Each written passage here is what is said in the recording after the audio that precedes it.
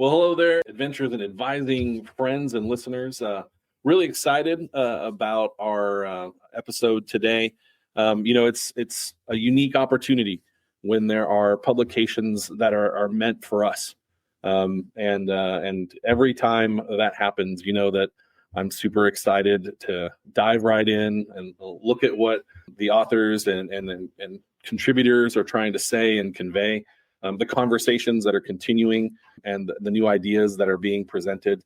And so today we have a panel of guests from the UK who have been editors for a new publication. And we want to bring them on now so they can introduce themselves and tell us a bit more about the book that they were a part of. So one of the things we always do here on Adventures in Advising is ask our guests to tell us their stories, sort of how you got started in higher education, what your journey has been so far, and what you're doing right now. So, Enya, if you could kick us off. Yeah, lovely. Thanks, Ryan. So a bit about how I got started in higher education. It really started with thinking about HE outreach and equality, diversity, and inclusion. When I got to university myself, it was a bit of a bump, realising just how much inequality there was, and particularly where I fit in that sort of equality landscape. So that's when I realised, there's all these outreach schemes and contextual offers, and they're for people like me and for backgrounds like me. And that's when I started getting into that space and thinking about, this is an area I really want to make a difference in, and that I think is really worthwhile.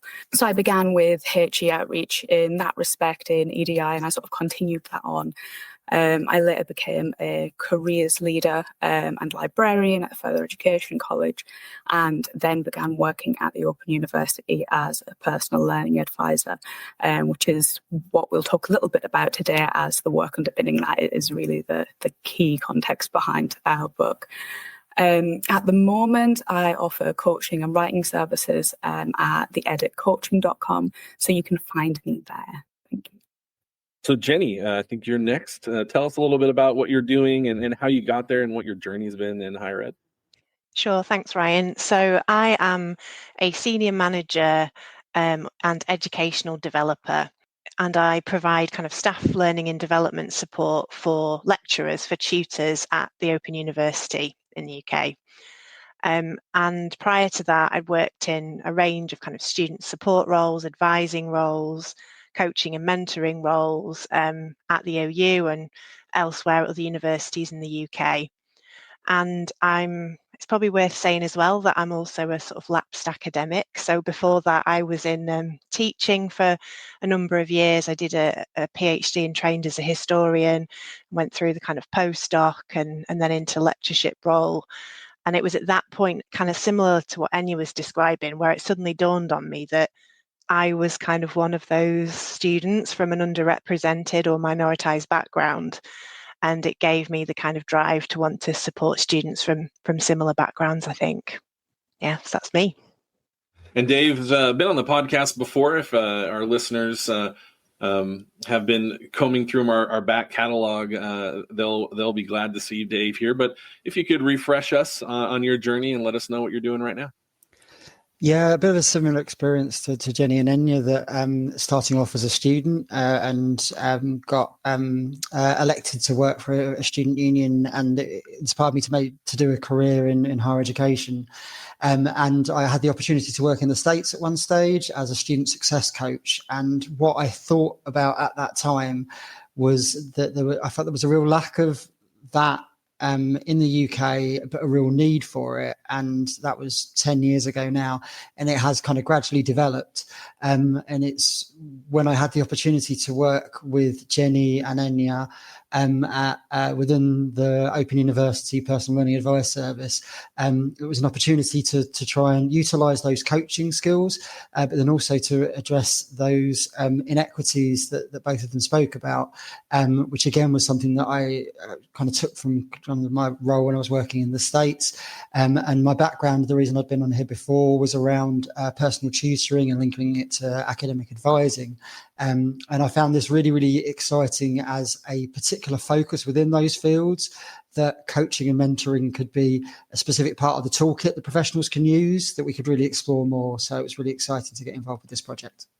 Yeah, absolutely. The book is called Coaching and Mentoring Students in Higher Education, a Practitioner Guide to Developing Independent Learners. It's published by Routledge, and I'm curious about. We've heard similar themes in your introductions, of course, and a similar place as far as a starting point, let's say.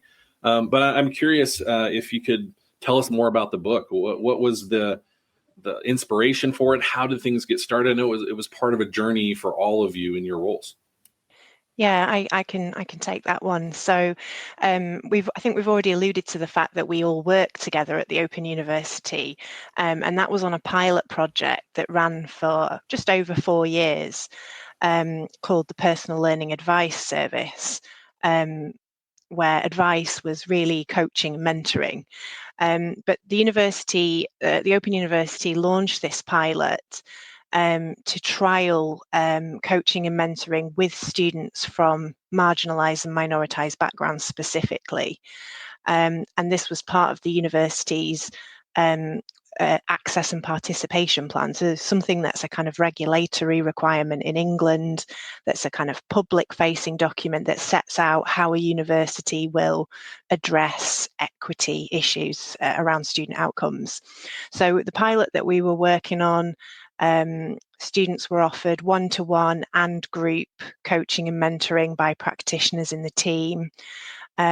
We had a really positive response from students. So I think we made something like 70,000 offers of support to students during the pilot. And there were just over 4,500 occasions where students opted into the support. And we knew that we were trying to reach students for a whole bunch of reasons, don't always engage with support, don't always feel comfortable seeking support. So we knew we knew we had an incredible team, and we knew we had a sort of story to tell, if you like. So we wanted to kind of take the approach that was going on within the team and contextualize it too with other ways that the university was exploring coaching and mentoring cultures. So there were projects within a couple of the faculties where academic colleagues were looking at doing coaching qualifications and developing their own coaching skills and honing those skills. And some of the personal learning advisors in the team, Enya being one of them, were involved in that and supporting staff development. So we're sort of writing a book that's inspired by that pilot project and inspired by that service, but it's not solely about that service. It's about the kind of different ways that coaching and mentoring might be embedded in different mechanisms for student support within a university. And really we started from that, and we went to Routledge and said we want to kind of offer this. We want to be very practical in our approach and give practitioners some really practical kinds of scenarios and tools and techniques that they could use, that we've learned about over the course of the pilot, and we've heard from students about what they find helpful and kind of share that with our peers. So that's where we began, really. Fantastic. And it's sometimes I think about our folks who are listening to the podcast and their different roles, and it's hard to imagine such a clear beginning point and an ending point. It creates a little bit of a time capsule and a controlled environment, I guess, if that's a way of thinking about it. You've mentioned the practitioner and also students, but who else are included in the intended audiences for this book, and what do you hope folks take away from reading it? Yeah, I'm happy to take this one. I think you raised an excellent point there, Ryan, on the roles are becoming more holistic in student support. That's something we were realising even at the Open University when we were doing the 4-year project. And we were thinking about coaching and mentoring skills and thinking about how other roles can incorporate them as well into their own practice. So when we were thinking about the book, we were thinking about how can we make it have value for quite a range of people in student support. And something we really wanted to get across is wherever their position or whatever their seniority or experience or skills and background coming into the book, we wanted it to have value for people giving it a read and thinking about how to incorporate coaching and mentoring into their work in some way. And with this in mind, something we worked quite hard to do was to explain key concepts and ideas in a way that works for people that are coming into the area with perhaps less or no prior knowledge, in a comprehensive way, but that's also still accessible and also still quite a pragmatic way to look at things, while also going into such a depth that it still holds value for those that are in sort of specialist coaching and mentoring positions, or are coming to the book with perhaps more seniority or greater experience in the field. And one of the ways we've sought to do that is each chapter is self-contained, and we give the authors the space to clarify their own definitions and to discuss and introduce key concepts themselves. But what we also did is made sure that the introduction has quite a thorough grounding of not just the context of the book, but also that wider landscape of where the book sits. So both within HE in the UK, and thinking as well about within what's happening in coaching and mentoring, and sort of equity work in student support services as well. So thinking about what we'd like readers to come away from the book with, as I mentioned there, is we really want it to have that value for a wide audience, and also to come away feeling quite inspired and energised and excited to reflect on, their own practice, and how particularly they can look and challenge their own practice as well as systems and processes within the institution that they work in. And I think sometimes there can be a culture, particularly in EDI work, and particularly in the sort of financial, quite pressured environment of HE at the moment, of it can be a difficult space to be in. And it can be one where you're thinking of all the can'ts rather than all the cans. And we hope this book is a bit of a light bulb effect to think, well, maybe this is something you can do, this is a challenge you can bring, and sort of recognising that challenging yourself, thinking quite reflexively as a practitioner or as a sort of service, does take a lot of courage. It takes time, it takes resource, it takes transparency, and it takes a sort of culture of curiosity and learning as well. Yeah, we've had a guest on recently who gave us a reason to consider the idea of reverse mentoring, and where power dynamic based on position or seniority or title might dictate a different context. The word, there are so many things, having had advanced access to read the book, which we're so thrilled to do. There were a lot of concepts that stood out to me, and one of them is the placement of the word practitioner in the title. It doesn't have an apostrophe S per se, so it's not, the intention isn't this is a guide for them, but also a guide by them. How did y'all incorporate practitioner perspectives from the field? Is there a process to gather their viewpoints from folks who are coaching and mentoring, but also students and leaders and so forth? Yeah, I can come in on that. And I guess Jenny alluded to a little bit about how we started it off within the personal learning advice team. And we thought that they had some real stories to tell, because they were spending the majority of their week speaking to students. And when we met together for meetings, they really spoke with authority and knowledge about the barriers that these students were facing, and how they could best be supported. And I guess the three of us as an editor team, Jenny spoke about being a lapsed academic. I guess we probably brought a little bit more of a experience within kind of those fields, but we were really passionate that it didn't have to be that we could help other practitioners to give them a voice in an academic setting or via a kind of a published work. And that's what we really wanted to do. So it's quite a large author team that contributed towards this, rather than giving responsibility to individual authors to author an entire chapter. There's often 3 people working on a chapter, that sort of thing.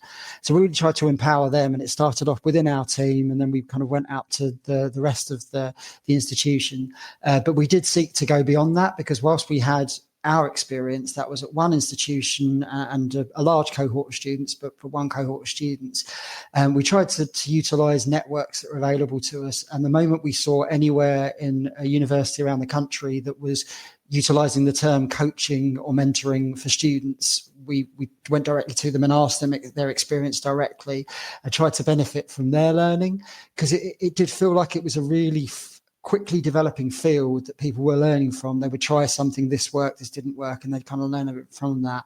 And around about the same time, a more formal network has established for coaching professionals within higher education, which we've been really excited to kind of to see happen. I guess we also utilised the existing networks of roles like personal tutors, of other types of advisors in other parts of universities where there were different networks and things that were available to them. I guess we built upon the literature as well, because there was a fair amount that people had put into their views into that. So I guess we tried to soak it up as much as possible on a national but also an international basis via organisations such as NACADA.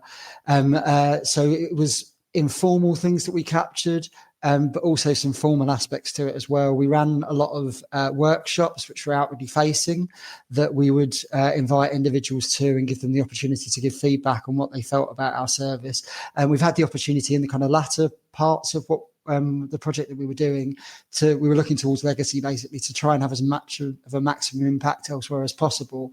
So we had the opportunity to meet with a few different colleagues from different institutions, and found a lot of commonalities, even if the institutions were different, the students we were working with were different.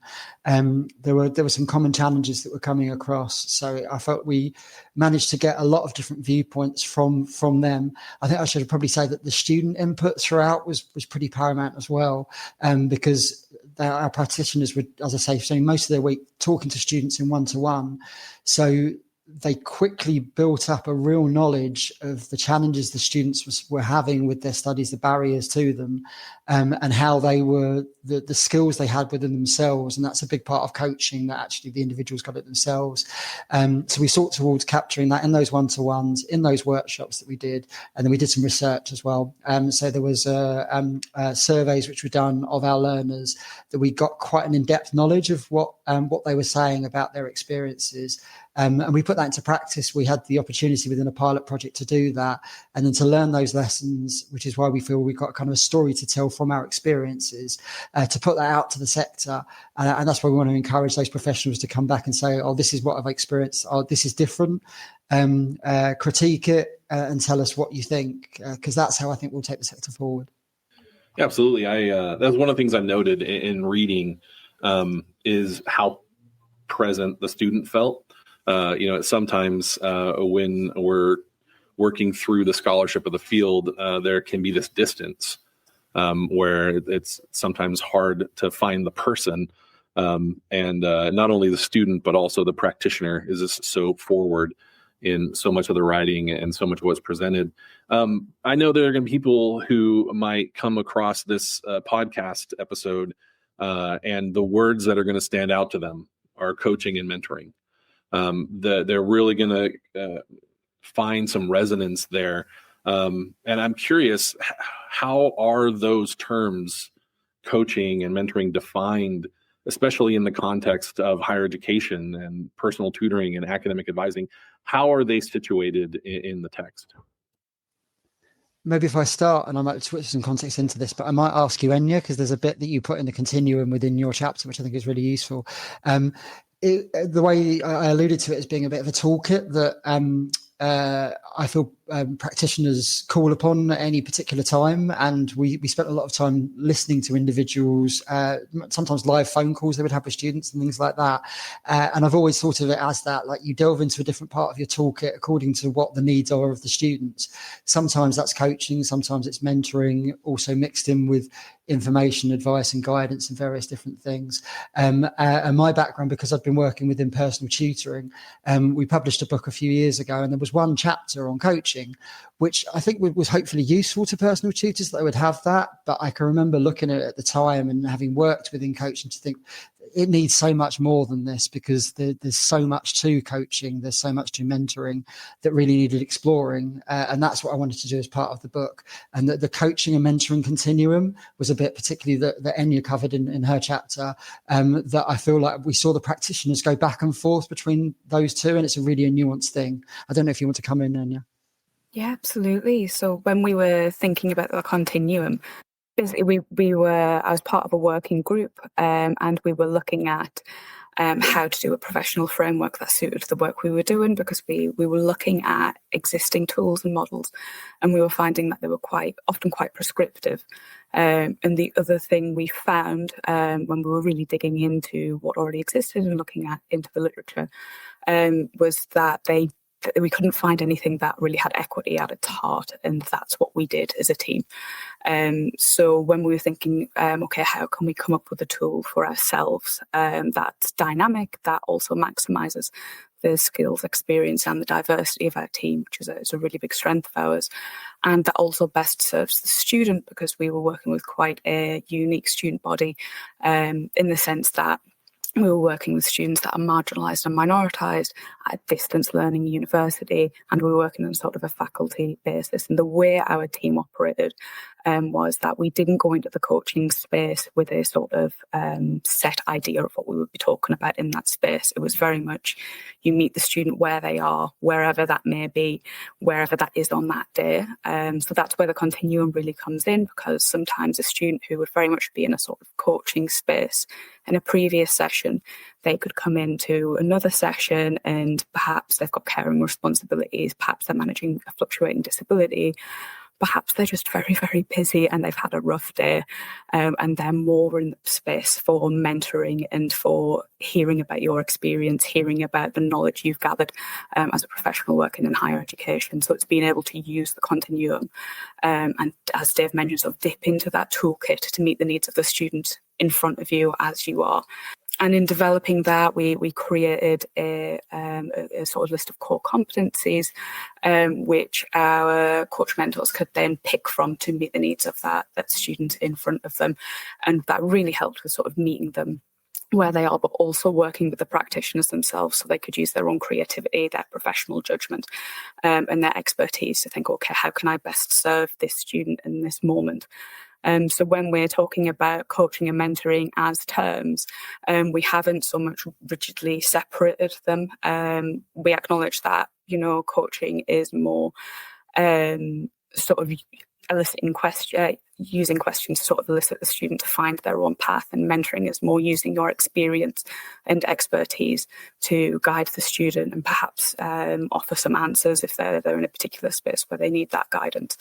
But instead we thought of it more as how can we best meet the student with our skills at this particular moment in time, and that's where that model really comes into the fore, thinking about how can we develop our practice so we can sit more comfortably with this uncertainty of we don't know what's going to come up. We don't know how this student will be in this particular moment in time, and we need to prepare the best way we can for that.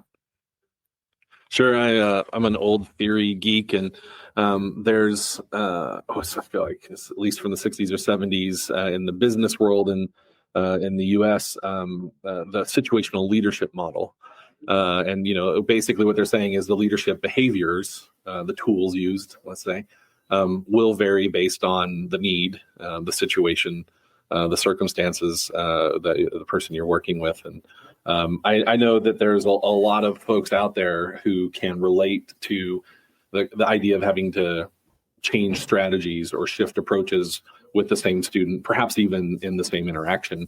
And so the flexibility is also something that stood out to me as a reader, that we didn't get locked in so much in this prescriptive sense of musts and shoulds, but the idea of being reflective and present in the moment, and really thinking through what is the best strategy was something I found helpful. I'm curious, if we take a step back though from those interactions, in what ways do you all see coaching and mentoring practices, those tools, positively influencing like bigger picture conversations about student success and institutional priorities like retention, equity, completion rates, and so on? Particularly picking up on the completion rates, I guess it kind of comes to me because part of my role was that it was like very data driven, and I've worked in the sector for a while. I've never seen feedback like we got from these students about this project. The quotes of them saying that like it saved my studies, it saved my life, you've changed everything. and the volume that we were getting was so powerful, and kind of I was getting that from the personal learning advisors, and what I guess I tried to do was to try and translate that in data to something that the institution would understand, would buy, and to see how it links to the kind of broader institutional priorities. And it wasn't an easy thing to do. I guess practitioners know how human beings work, and you know how students work, and we knew that this was working, and we knew that it was having a really profound impact upon these students. To try and show how that had an impact upon completion rates, we measured over a period of time the students that we worked with. We asked them first of all about their opinions at a certain point, and then their opinions at a later point about where they were with their studies. We asked them measures such as belonging and mattering, which gave really rich data of how they felt before the interaction they had with their personal learning advisor and afterwards, the profound impact that it could have of working one-to-one and having that safe space where they would work within the individual.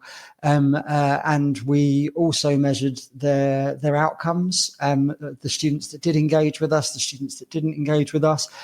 It was, as is often the case with this, to try and get a kind of a true data set comparison from one to the other. It is not an easy thing to do, because if you're going to do that, you have to not offer the service to students that you know equally need the service as much as the ones that you are offering it to, and you're offering it to for the reason. So we did a lot of kind of ethical considerations and a lot of discussions within that, because you spoke about equity, and we're aiming towards that, and we know that statistically these students need that support. We delayed support to some individuals on that kind of basis, that kind of argument, knowing that just delaying it and then providing that support one semester later doesn't make your longitudinal research, it doesn't benefit with you what you do. So there were lots of barriers between that to kind of getting the concrete proof. But I passionately believe that, short of denying that support to individuals in a way which it doesn't sit well with me on an ethical basis, that we showed the difference between students that engage with us and didn't engage with us, in terms of their retention, in terms of their completion, in terms of their attainment. It was like 15-20% difference from those that did and those that didn't. We spent a lot of time talking with our senior administrators about a bias that might come from there being take up and things like that. So we did a lot of look at the statistics to try and break that down, to see how much of an impact that does have. And it has an impact, the self-selection bias. But what we found beyond that was a pretty clear indication. We found that actually there was significant amounts within that. And there's a lot in the literature as well that shows that there really is an impact that's positive on this. It's not cheap having somebody work one-to-one with a student, and that was a part of the challenge that we always had. So that was part of the reason why we looked at group coaching and group workshops, and we found that was such a powerful vehicle to get across a lot of the similar things that we were doing. We tried to show to individuals that they're valued if you're working one-to-one with them. Okay, that's fine. But we created a safe environment for them where they would feel valued and as though they mattered alongside other people. We also made sure that they saw in those workshops something that other individuals that had a similar lived experience to them, whether that was somebody that had racial diversity that they could see. And we're talking about online students, so they don't see that normally. They had the opportunity to do that, whether we had opportunities for them to see that somebody had a similar diagnosis or a condition that they had declared to the institution, providing that sort of an environment for them. And we found that kind of took it that stage further. So we found ways that we feel were financially viable that could really have that impact, and ultimately I think we showed there was improved retention rates, improved completion rates, and we were able to focus on students to try and address the inequities of higher education. I'm not saying that we solved this and it's done forevermore and that's okay from now on, but I think that hopefully what comes across within the book is that there's models and schemes that work for us in certain settings, and there's bits that you can take from it that we feel could work within different institutions, and we hope that the people can take that away and can keep trying to make more equitable situations for our students. Yeah, I think it's always interesting when we consider this idea of the larger conversation, whether at an institution level or a sector level. We immediately go to metrics, and that's just it's a telling thing. But there are these contexts. We have these perspectives that inform, and I'm curious. How would you say what's presented in the book aligns or differs from the existing perspectives in the field? For example, those from, say, UCAT or NACADA, and in what ways is it different or the same? I'm going to take this one and then I'm going to be quiet afterwards because I've had a run of questions together. It's just how it's worked out. But because I've worked with UCAT a fair amount and NACADA, and it was a big part of what we wanted to do. And as I say, I wanted to look at coaching and mentoring as one of the things within a toolkit that they might utilize. I don't think that it differs really from what is elsewhere. I think that there's different ways of supporting a student. That's part of the continuum that I think Enya was talking about, that student to student, individual to individual, that you might utilize the different skills in a different way. And I think there's, if as a personal tutor within the UK, you're likely to be a faculty-based member of staff. So your expertise could be anything from any particular subject you're working on. So what I think we were keen to do with the book to make sure that it could align for somebody working within that was, I think Enya kind of touched upon this a little bit, that you didn't need to be an expert to come into it, that we tried to make it kind of understandable that it could be, but we also wanted to make it so that somebody who is a specialist advisor, professional services, like a primary role advisor, would also actually get something from it as well. And I think we tried to align it within that. We saw the framework that UCAT utilise and similar versions to what NACADA do. And whilst it wasn't, we don't map it as part of the read version of the book. It very much underpins it, which is why it's part of the literature. It's something that's referenced kind of throughout at kind of key points, because it is part of this wider field. But we didn't want to make it just for that role, because I think there's more similarities that even faculty advisors, primary role advisors have with people that work within mental health counselling, wellbeing advisors, financial student loans advisors, and those sorts of roles, because ultimately what you're doing is working with an individual, a human being, a student who is seeking to achieve what they're achieving. They have barriers, they have challenges, they have all those things going on, and you're applying these techniques of coaching and mentoring towards that. So I think definitely it aligns a lot more than it differs. Yeah, and my fundamental philosophy is we have way more in common than we tend to think. I'm particularly drawn to the words in the title of independent learners and well-being. And I know that's not going to be the case for everybody, but there are so many things that we do share. How about we jump into some specifics, though? Would someone be willing to share an example of a coaching and mentoring framework that's presented, or an approach that's in the book, and share with our listeners how it helps anyone in any role, whether an advisor or tutor or otherwise, navigate student situations? Yeah, I can take this one. So I think an example here, and it's something that sort of underpins a lot of the book, is that equity lens approach. And that's something that we talk through, myself and co-author Joe Blissett, in our chapter, Coaching and Mentoring Through an Equity Lens, where we really include the resources that helped us develop our practice as individuals, but also at a more service level. And also the sort of skills and environment and spaces and sort of culture we try to create as well, to help us not just challenge our practice and deepen our practice, but also to challenge systemic practices and processes that could be barriers for our students, and really becoming that advocate and an anti-oppressive practitioner in a very active way.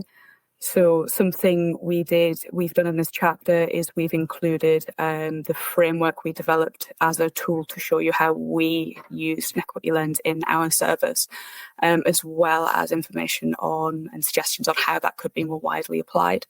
And thinking more at individual practice levels, that's more of a team view. What we've also done is we've included quite a lot of practical and reflective exercises on things like identity, power, and privilege. And these are based for individual use as a reader, but we've also put suggestions on how you can expand them. Myself and co-author of another chapter, the Learning Development chapter, Mary Jane Wilton, we did a series of workshops for staff, a wide variety of staff audiences, on anti-oppressive and inclusive practice. And it was through some trial and error and some feedback and figuring out what worked in this space to make it sort of psychologically safe and to really encourage people to open up with vulnerability and courage about not just their own lived experiences, but also their sort of learning journey into being a more equitable-minded practitioner, because it's recognising that it is something we come to imperfectly, and that imperfection can sit with difficulty when it's your professionalism on the line and when you deeply care about the work that you do in your students and you want it to be the best for them it can be. So thinking about what we were talking about before of meeting the student where they are, and how do you prepare a coach to prepare for the unpreparable? It's a big question mark. And the way we were thinking about that is, there's the tools and models are there and they're incredibly useful and valuable and we draw from them. But it's thinking, how can we, outside of the coaching space, look reflexively at our own work and do that sort of deep thought work, use each other's expertise, experience, especially lived experience in the team, and get that feedback from students as well, to really drill down and think, okay, how can we best show up in this space to make it more of an equal space in terms of power dynamics, and be a space where we can listen to the students and we can become advocates for transformative change, not just as an individual level, one-to-one with the student, but also feeding more widely back into that institution, and going outside of the space into wider communities of practice of what can we do here to make it fairer. So that's really where we start that work, and we hope that readers take something away from that and take away the sort of invitation to think about their own practice and to bring that challenge into wider spaces. Yeah, and that was one of the things that was evident reading through the book is not only are the chapters sort of self-contained, even though there's a through line and a common theme, but there are so many opportunities for readers to pause and consider, how does this apply to my role, to my context, and have tangible takeaways that are not just practical, but also in a way helpful in finding little footholds or better ways to leverage things, perhaps even just adding a concept or a name to claim a practice that's already been in place, I found really helpful as well. But looking at the book in its totality, I am mindful of the couple dozen or so contributors and the many people involved in its making, and looking through the titles of the chapters. I'm curious, as editors, having a chance to talk with folks who accepted the responsibility of being a part of its formation and that kind of stuff. Were there any challenging conversations that came up, or any difficult decisions in your role as editors of the book that you'd like to share with us here? Sure, I can take that one, Ryan. So it's really interesting, this question, because we spent a lot of time sort of trying to unlearn habits that we'd picked up, in kind of learning how to write in higher education or as an academic or whatever. There's a certain kind of format, a certain formula. And we were trying to consciously unlearn that as editors, because we wanted to allow the very sort of distinct voices of the contributors to come through. And actually earlier, Ryan, when you said you feel the student, but also you feel the practitioner, I nearly burst with joy, because that is exactly why we were having those conversations, because we wanted those we wanted it to feel authentic. We didn't want it to feel that there was a kind of a gloss, that people could read about the authors as practitioners, in their day. This is what they were doing in their work, and we worked. Well, we tried really hard to make that happen and let that come through. So it's absolutely wonderful to hear that you felt that as a reader. So thank you. We obviously, though, had to balance that kind of authenticity with, consistency and kind of language and how people were using terminology. And obviously that's always a challenge and a delicate balance, but we were trying to be really thoughtful about that. Whenever we came together, actually, as a group, all the authors were, as well as editors. I think probably the other kind of significant challenge and difficult thing that we talked about a lot was that we had in the PLA service, but also in some of the other projects that are talked about in the book, people who were in a very unique and privileged position, as many of us are. I'm sure many people listening to your podcast are, as advisors, to hear these stories from students. It's a privilege, isn't it, actually, to hear about people's experiences, and students are sharing their vulnerabilities. And so we wanted to sort of steward that really carefully and really ethically. And we thought a lot about what we would share, the stories that would highlight the transformative power of coaching, but with also showing that actually the sector has, universities, the wider sector has significant systemic issues which need to change. And actually, yes, you can transform an individual and you can empower an individual, but it does not diminish everything that's still wrong, that's caused barriers in the first place. So there was some really tough conversations and thinking that took place with striking that balance, to make sure that we were talking about, and the people that we worked with wanted to talk about, the systemic issues that coaching and mentoring helps to surface, in these deep, powerful conversations, and to make sure that came across in the book as well. So, yeah, I mean, you can let us know whether you think we did that. We found that balance, but it was a piece of work. Was that? Yeah. Well, and that's one of the reasons why this question I just asked and the question I'm about to ask is something I always want to have folks hear, because this process of the making of a text, there are decisions being made constantly, and some of those decisions are what might be considered compromises, and also sometimes might be really revelatory. And it's just curious when we have a panel of folks who contributed to the final product in the way that you did, just to get the perspective of what's it like to live through it, and the responsibility, but also, like Jenny, you said, the privilege of being in that position. I just always I want to have folks be able to hear that as much as we can. Because I'm also curious about what you've learned through this as well. I know Dave's been a part of other publications, and everyone in their own journey has had, some way of putting themselves out there.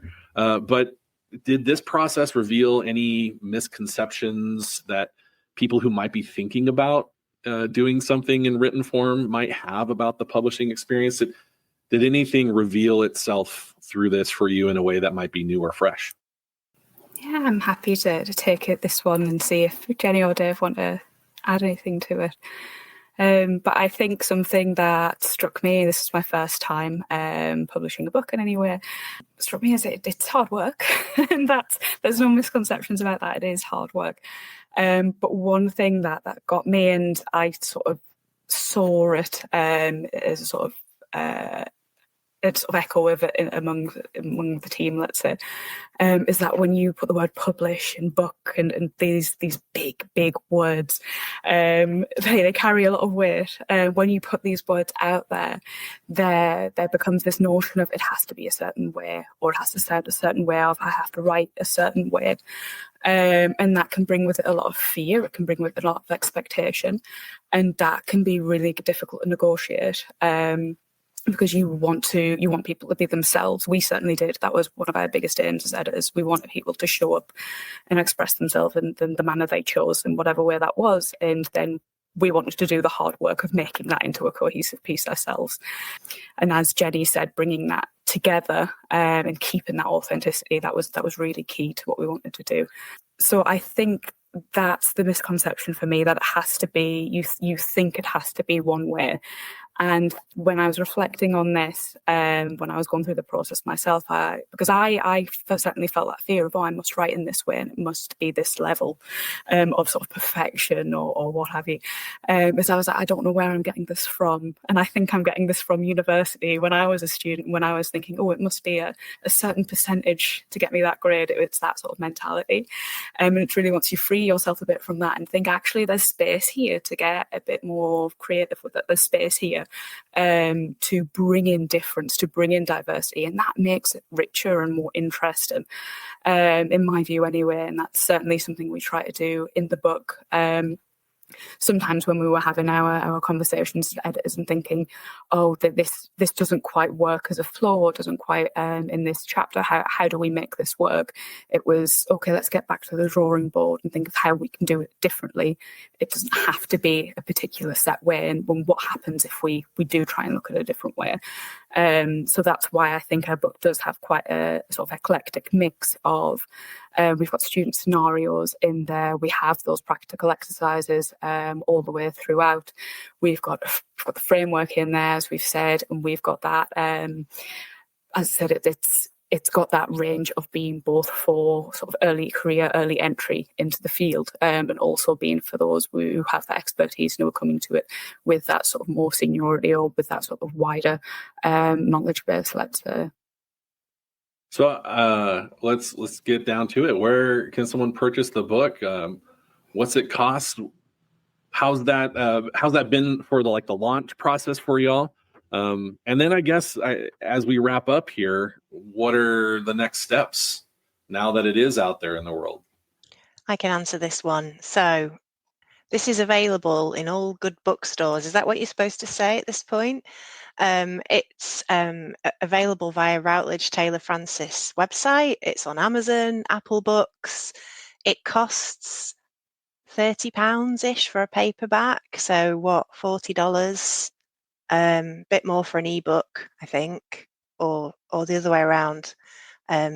Sorry, this isn't helping, is it? But check the website, folks, would be my advice. One thing I do want to say is the royalties for this volume are all being donated to USET, which is a charity that supports OU students in financial need.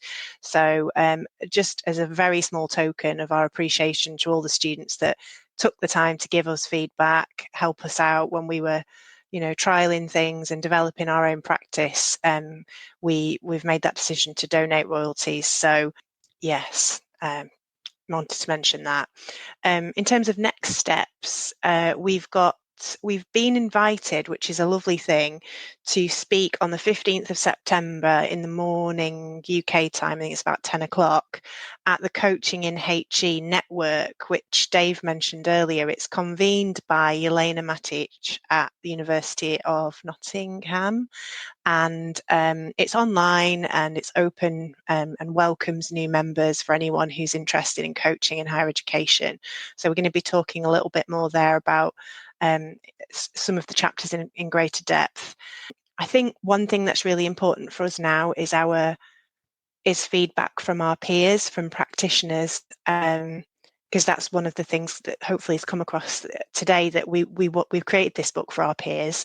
So we want to hear from our peers, and we want to kind of open a dialogue and hopefully connect with others who are trying to do this work in other organisations, and in different settings, in different contexts. So that feels really important for us as the next step. I think personally we're all working on different projects as well in the day job, and including coaching and mentoring in different ways. I don't know if Dave or Enya want to come in at this point on either of those things. No, I think you covered it well. I think coaching and mentoring, I feel like it underpins everything you do because you can utilize it. I won't say I use it in parenting because I think the kids will probably get annoyed at me doing that. But there have been moments where I've thought, actually, yeah, that probably helps a little bit. But I think, yeah, in so many different fields you can do. And that's what I guess we try to put within the book, that I feel like this is adaptable to every different situation. And that's what I'm going to continue to do. But yeah, I really want that, as you said, Jenny, just that feedback from different practitioners. I don't think when you release a book, that's definitely not the end. If anything, it's the start. Well, fantastic. Enya, Jenny, Dave, so much for everyone else out there listening or watching this, perhaps, check out the book. You've been invited by its editors to chime in and give your perspective on the matter. Thanks so much to our guests today for being here, and for everyone listening. We hope that your adventure is going well, and we'll see you on the next one. Thank you, Ryan. Thank you. Thanks very much.